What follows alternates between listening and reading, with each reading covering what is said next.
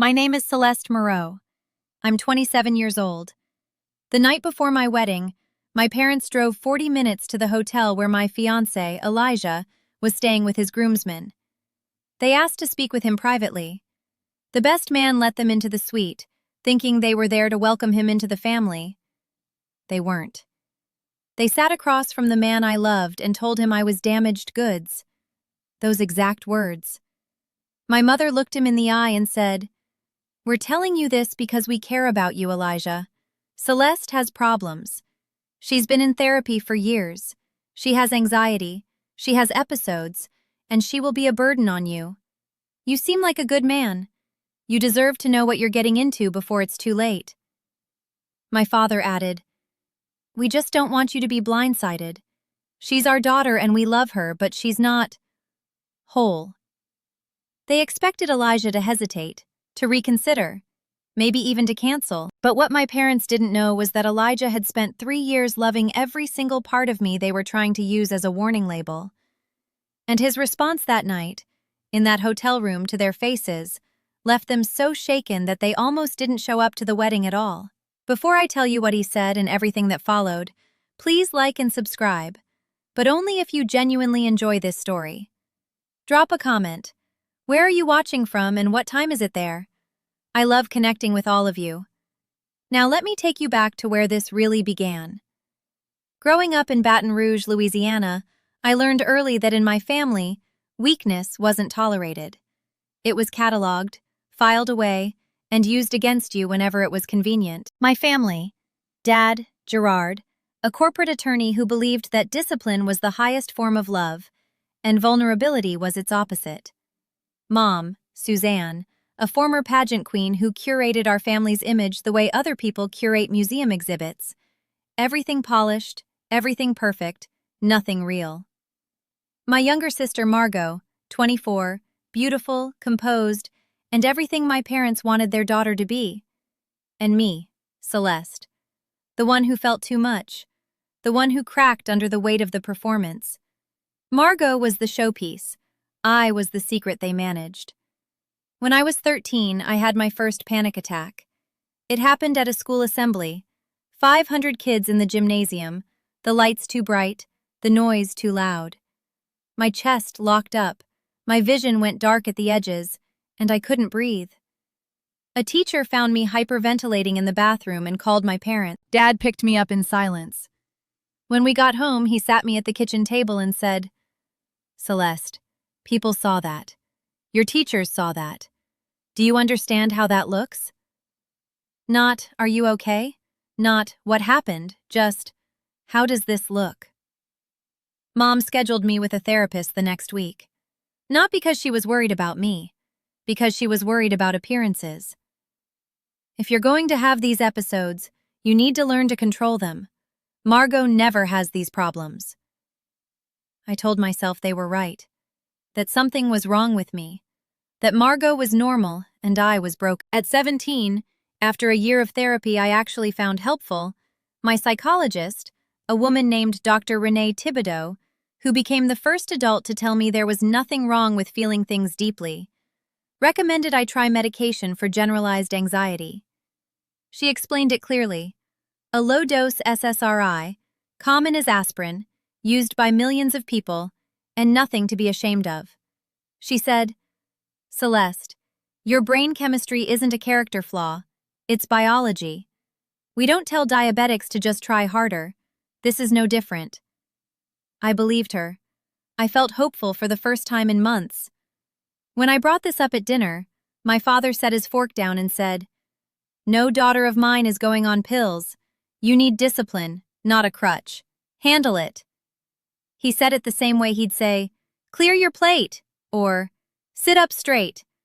Like my mental health was just another behavior to correct. Margot sat across from me, eating her salad, saying nothing. Mom changed the subject to Margot's upcoming debutante ball. The conversation moved on, and my hope moved with it. I didn't get the medication until I was 21 and paying for my own health insurance. By then, I'd white-knuckled my way through 4 years of unmanaged anxiety, 2 more panic attacks that I hid from everyone, and a persistent belief that my brain was fundamentally defective. I told myself it didn't matter. I was handling it. I was surviving. At 22, I graduated from LSU with a degree in social work. I wanted to help people who felt the way I'd felt, alone, ashamed, convinced that needing help meant being less than. My parents came to graduation. Dad shook my hand. Mom said, "A social worker. Well, at least you'll have steady employment." Margot was finishing pre-law at Tulane. She got a family dinner to celebrate her LSAT score. I got a handshake and a comment about job stability. The message was always the same. Margot was the investment. I was the liability. But all of that, the silence, the shame, the years of being treated like my mind was a defect rather than a part of me, was just the foundation for what happened the night before my wedding. I met Elijah Cross when I was 24. He was a pediatric physical therapist who worked at the same community health center where I'd just started as a counselor. He was tall, steady, and had this way of being completely present when you talked to him, like the rest of the world went quiet and you were the only thing that mattered. Our first real conversation happened in the break room. I was having a rough day, a difficult case, a parent who'd yelled at me, and the familiar tightness in my chest that meant my anxiety was climbing. I was sitting at the table with my hands wrapped around a coffee mug, trying to breathe through it, when Elijah sat down across from me. "Bad day?" he asked. "Is it that obvious?" "Only to someone who's paying attention." He paused. "You want to talk about it, or do you want me to tell you something completely random to take your mind off it?" I almost laughed. "Random, definitely random." He told me that octopuses have 3 hearts and blue blood, and that one of the hearts stops beating when they swim, which is why they prefer crawling. "They'd rather walk than lose a heartbeat," he said. "I respect that." I fell for him somewhere between the second and third heart. Within 3 months, I told Elijah about my anxiety. All of it. The panic attacks, the therapy, the medication, my parents' reaction, the years of shame. I braced myself for the shift, the subtle pulling away, the careful recalibration of how much he wanted to invest in someone who was difficult. It never came. He listened. Then he said, "Celeste, you managing your mental health isn't a red flag. It's a green one. It means you know yourself. It means you've done the work. Most people never do." I had to leave the room so he wouldn't see me cry. Over the next 2 years, Elijah loved me in ways I didn't know were possible. He learned my triggers. He knew that crowded restaurants made me anxious, so he always requested corner tables. He knew that Sunday evenings were hard for me, so he started a tradition of cooking dinner together every Sunday, with music playing loud enough to fill the silence in my head. When I had bad days, he didn't fix me. He just sat with me. "I'm not going anywhere," he'd say. "You don't have to perform for me." No one in my entire life had ever said that to me.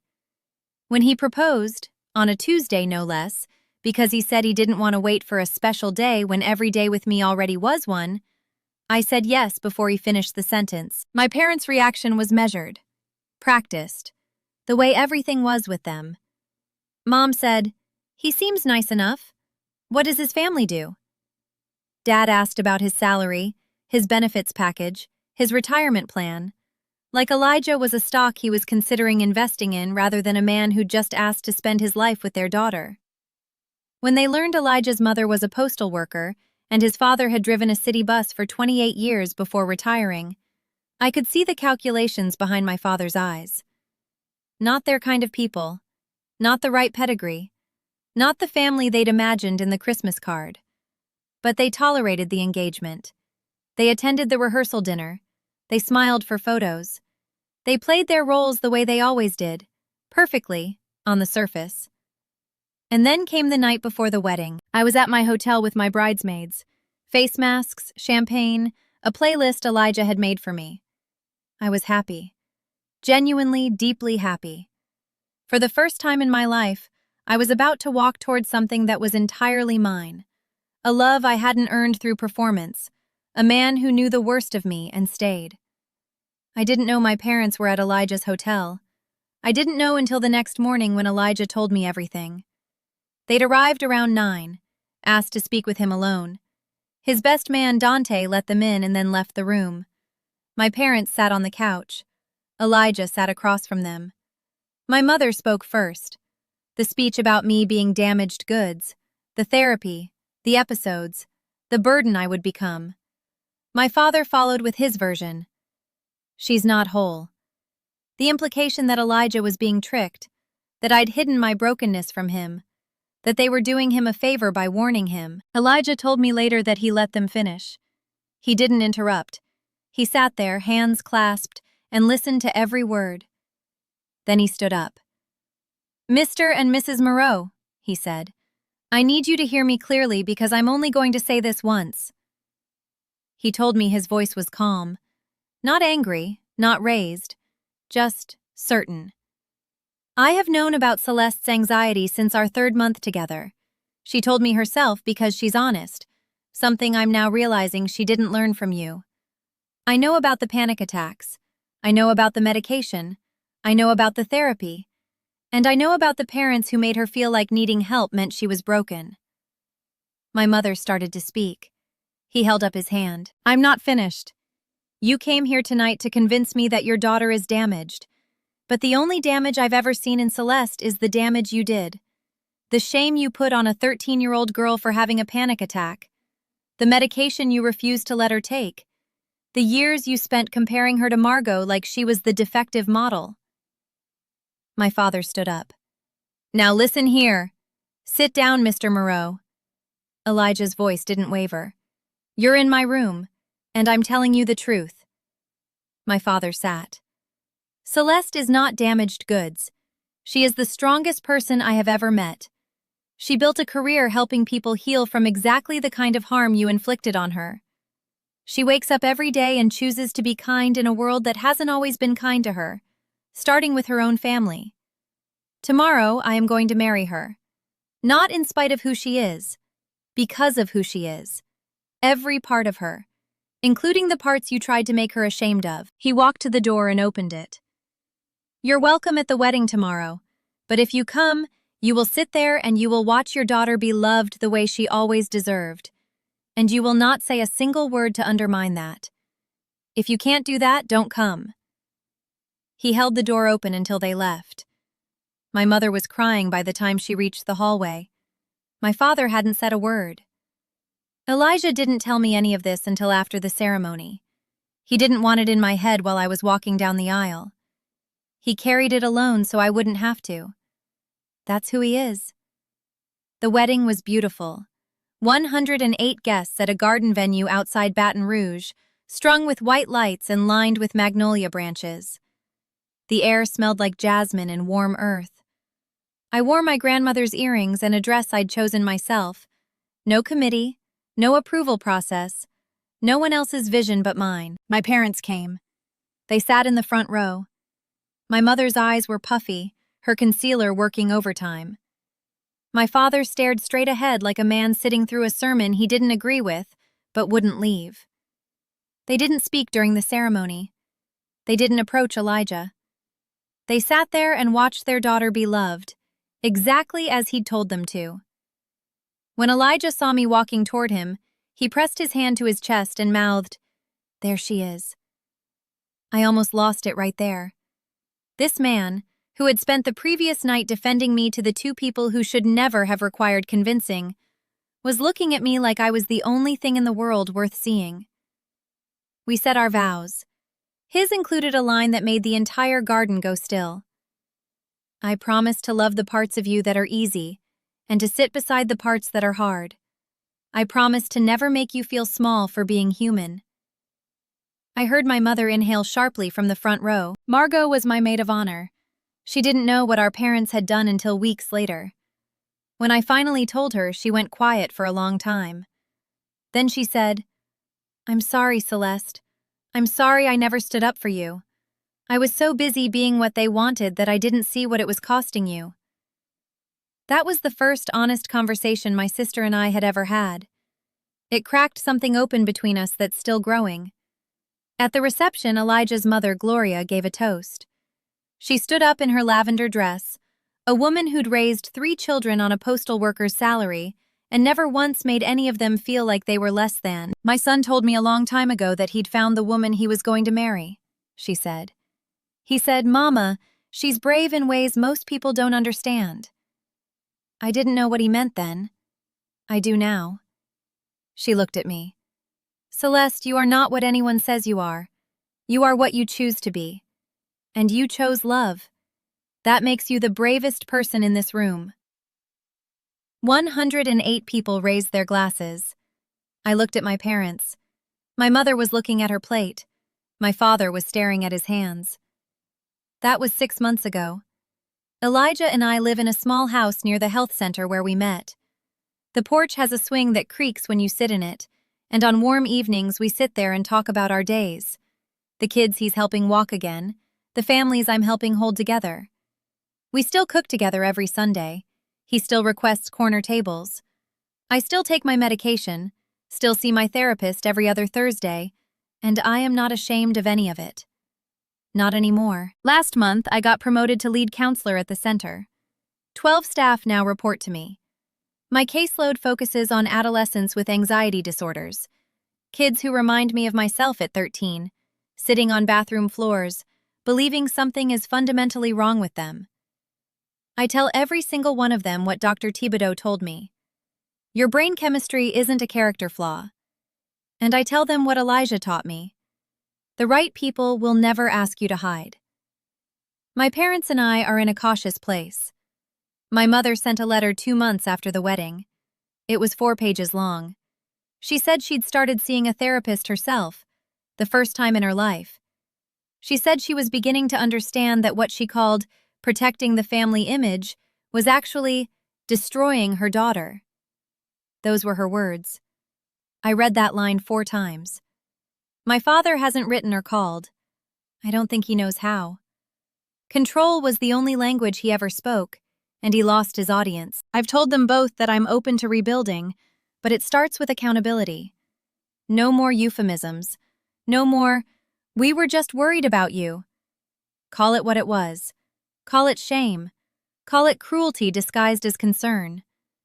Until they can do that, we'll stay where we are. Polite, distant, and honest for the first time. Margot and I talk every week now. She told me recently that she's started questioning things too. The performance, the perfection, the cost of being the golden child. "They never let me be real either," she said. "They just made it look prettier." I think she's right. Some nights, when the house is quiet and Elijah's asleep beside me, I think about that 13-year-old girl on the bathroom floor of her school gymnasium. Chest locked, vision dark, terrified that something was fundamentally wrong with her. I wish I could go back and sit beside her. I'd tell her that her brain isn't broken, that needing help isn't weakness, that one day a man is going to love her not in spite of her anxiety, but alongside it, like it's just another part of the landscape of who she is.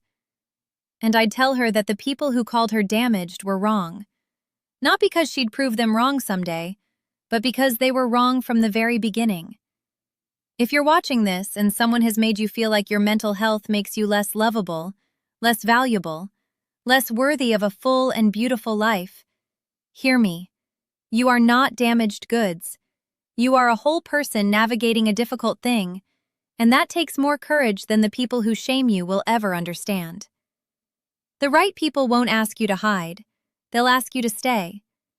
Thank you for staying with me until the end. If this story meant something to you, please like and subscribe. Have you ever had someone love the parts of you that you'd been taught to hide? I'd love to hear about it. Drop your story in the comments below. Until next time, remember, you are not too much. You are not too broken.